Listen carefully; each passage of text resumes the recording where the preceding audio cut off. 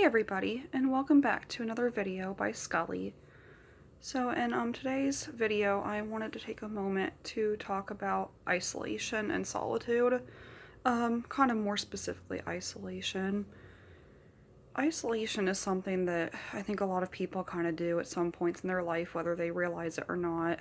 And with the solitude part mentioned, that's kind of more of that some people feel more kind of tranquil and more content being alone than around other people. And that can be normal for some people, but spending too much time alone and away from people can also be bad. Just like maybe being around people can be not the best for somebody who has social anxiety or they just get kind of nervous around other people. So it's kind of a fine line between either one. So, why exactly do people isolate themselves? Obviously, the most common reason is just plain and simply they just want to be alone and they just want some time to themselves, which is very normal, and a lot of people do that, again, whether conscious or unconsciously. But the main reason I kind of bring up this topic of isolation is I don't know how many people actually realize that isolation in itself, although very normal, can sometimes be a sign of things like depression when they kind of start going on for long periods of time, and especially if it's atypical for the person who's doing it. If you're looking at somebody who's normally very outgoing, very social, loves to be around people, and they start to become very withdrawn, and they don't come out of their room so often, they aren't seen socializing or really kind of doing any of that stuff anymore, that can be a pretty obvious sign that something's not quite right. Now, if you don't know this person super well, or if you don't see them all the time, you may not think anything of them isolating. But if it's a close friend to you or a relative, and it's somebody you know quite well, and this is very atypical for them, that can be a sign that something is wrong. But like I said, if other people don't know them, they may not see that as a warning sign. Because in addition to things like isolating, if they're spending all their time in their room, isolating from people, what are they doing with themselves if they're spending very large amounts of time in their room and they're not coming out, or if they're just not leaving their house or just going anywhere? It starts to raise quite a bit of questions as to what they're doing with all their spare time if they're spending so much time alone away from other people. Are they feeling very depressed? Are they actually enjoying their time alone, but maybe it's just a little different because you're used to seeing them out and about?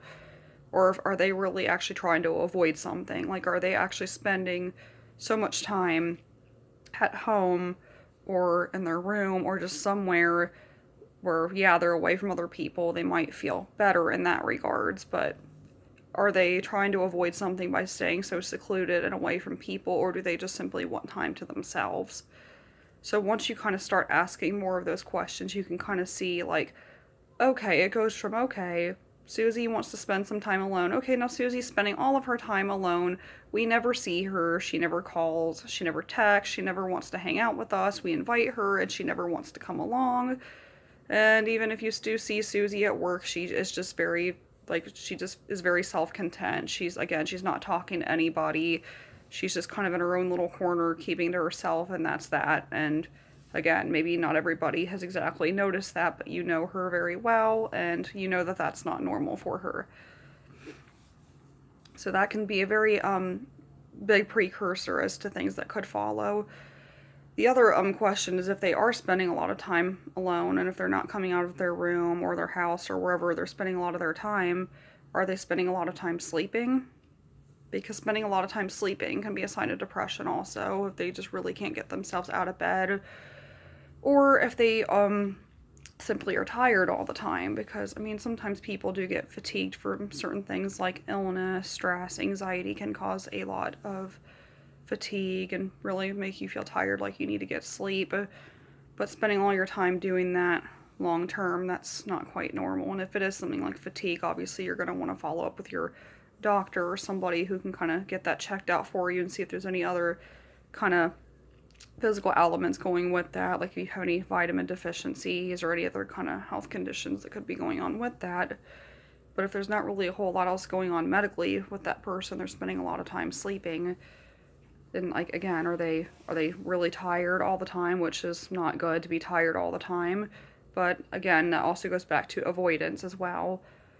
Sometimes when people feel depressed for quite a long time, not only do they want to sleep because they feel tired, but it is also another kind of form of escape as well if they really don't enjoy interacting in their life in the real world, just kind of going about their day. They may try to pass the time faster by sleeping, or because maybe there's just some sort of comfort that comes with sleeping that maybe everything else in their life is not giving them.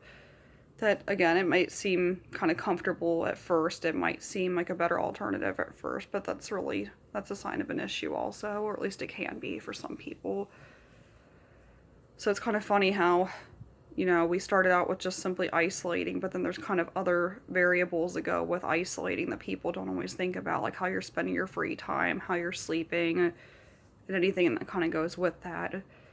So, if you have somebody close to you who is kind of showing signs that they're really kind of withdrawing from people and they're not acting like themselves, and you think that something might be going on with them, don't be afraid to check up on them and be sure that they're okay. And if they have made it quite clear that maybe they're not feeling quite the best, it's okay to give them space, because people sometimes do want space and they want to be left alone. But if this is somebody who never wants to talk to people anymore and they never want to come out, then that might be worth investigating, because they could be having a lot more complicated things going on in their life that they may not be telling you about, or other people.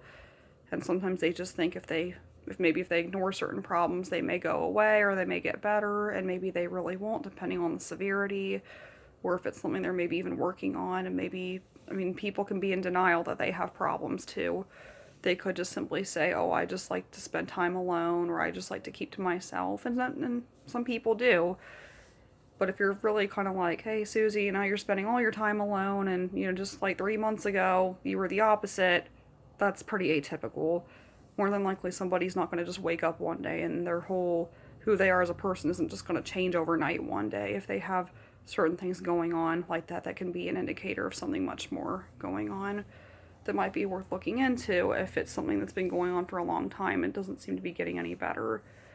And that can be a bit difficult thing to do, because not everybody likes to talk about issues that they have like that.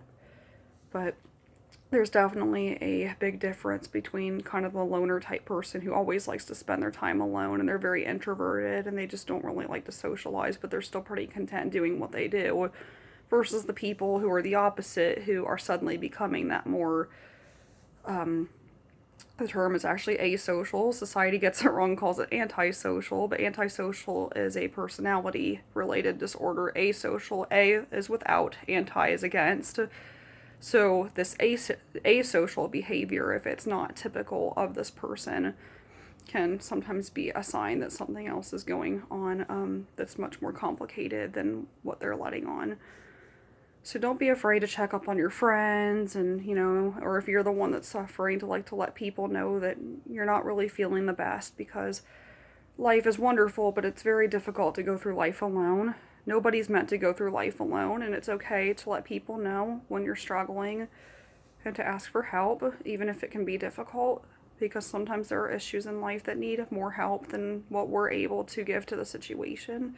It can require more input from another person, another outsider, and sometimes in difficult times you need to know that people are there for you. That way you can get better and you can reach out and you can keep living your life being you, rather than having to kind of hide all away your feelings all the time.